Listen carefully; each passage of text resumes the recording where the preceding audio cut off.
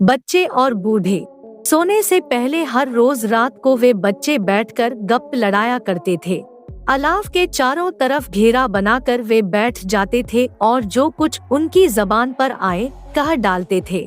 मंद प्रकाशित वातायन में से संध्या की आभा ने स्वप्निल नयनों से कमरे में झांका। प्रत्येक कोने में से मूक छाया अप्सराएं उड़ी और अपने पंखों में न जाने कैसी कैसी विचित्र कहानियां समेट कर ले गई। यह ठीक है कि बच्चे जो जी में आया कह डालते थे, लेकिन उनके मन में प्रेम और आशा के रंगों से रंजित जीवन के उज्जवल प्रकाशपूर्ण पुष्प ही खिला करते थे। उनकी कल्पना में उनका सारा भविष्य ही जैसे एक स्वच्छ और दीर्घ विश्रांत दिवस होता था। बड़े दिन और ईस्टर के बीच में समय की कोई अवधि नहीं होती थी।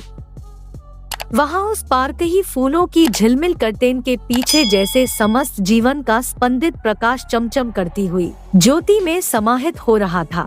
शब्दों की ध्वनि मात्र निकलती थी और वे कुछ अटपटे से समझे जाते थे।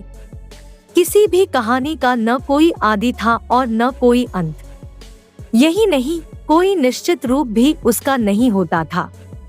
कभी कभी चारों के चारों बच्चे एक साथ बोल पड़ते थे, किंतु फिर भी वे एक दूसरे की बात में गड़बड़ी नहीं डालते थे।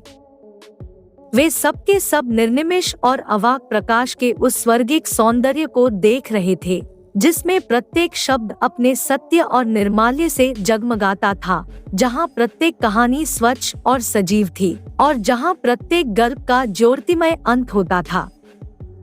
वे सब बच्चे आपस में इतने मिलते जुलते थे कि उस मंद आभा में 4 वर्ष का सबसे छोटा तोनशेक 10 वर्ष की सबसे बड़ी लोइजका को अलग से पहचाना नहीं जा सकता था। सबके मुख दुबले और लम्छोरे थे, आंखें बड़ी बड़ी थी। वे आंखें जिनकी दृष्टि अंतर खोज करती थी, रहस्य को भेदती थी। एक दिन शाम को न जाने कहां से किसका क्रूर हाथ उस स्वर्गिक प्रकाशपुंज की ओर बढ़ा और उसने निर्ममता से छुट्टियों, कहानियों और गाथाओं की सारी मूदुल कल्पनाओं पर आघात किया। डाक से चिट्ठी आई थी।